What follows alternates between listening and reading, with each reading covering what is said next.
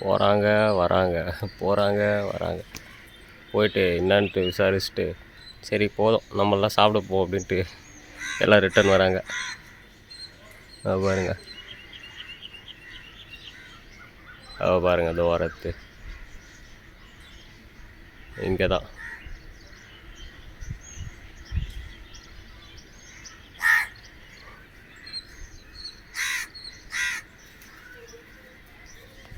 சரி, போகிறவங்க போட்டோம், வரவங்க வரட்டும்.